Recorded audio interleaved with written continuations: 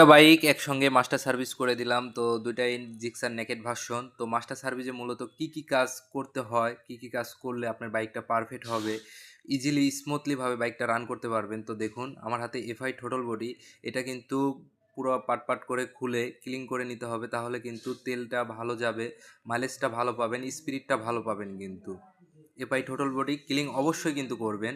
স্মুথনেসটা কিন্তু বাইকে খুবই ইম্পর্টেন্ট একটা বিষয়। তো ব্যাটারি চার্জিং, ইঞ্জিন ক্লাচ চেম্বারগুলো অবশ্যই কিন্তু তেল দিয়ে ওয়াশ করে নেবেন, তাহলে ইঞ্জিনের অয়েলটা কালো হবে না, প্লাস গাড়ির সাউন্ডটাও কিন্তু স্মুথনেসটা থাকবে। তো বাইক কিন্তু সবাই পছন্দ করেন, সবাই ভালোবাসেন। তো বাইকের কাজগুলো নিয়ে সেনসিটিভ হওয়াটাই বেটার। তো একটি বাইক কি করলে স্মুথনেস থাকে, তো বুঝতে পারবেন এই মাস্টার সার্ভিস করাইলে। তো সকলে বাইকগুলা খুব যত্ন সহকারে মাস্টার সার্ভিস করাই নেবেন। তো দেখতে পাচ্ছেন আমি পিকআপটা কিন্তু স্মুথ করে দেবো, হ্যান্ডেলের এই জায়গাটা কিন্তু জ্যাম হয়েছিল, তো আমি সুন্দর করে ক্লিন করে কিন্তু পিকআপটা স্মুথ করে দিলাম। তো চেনের যে ফ্রি প্লেটা থাকে, চেনের ফ্রি প্লেটা কিন্তু 20 থেকে 30, এটা কিন্তু অ্যাডজাস্টমেন্ট করতে হবে।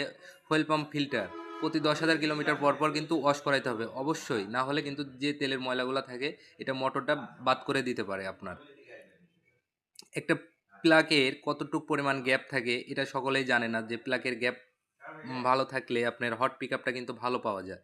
তো এটার প্লাগের গ্যাপটা আমি অ্যাকুরেটটা মেপে দিচ্ছি, যাতে স্পিরিট ইনিশিয়াল পাওয়ারটা যাতে ভালো পায় আর ভালো সার্ভিস দেয়। তো অয়েল ফিল্টারের সঙ্গে যে সিলটা থাকে এটা কিন্তু অবশ্যই রাখতে হবে, না হলে অয়েলটা ঠিকমতো পাস হবে না, ইঞ্জিন ওভারহিট হবে। এই যে মূলত এখানে গ্যাস জমা হয়ে গেলে কিন্তু ইঞ্জিনে গ্যাস হয়ে যায়, এই লাইনটা অবশ্যই চেক আউট করে রাখতে হবে, তাহলে কিন্তু ইঞ্জিনটা গ্যাস হবে না। আশা করি সকলে বুঝতে পারছেন, ভালো থাকবেন।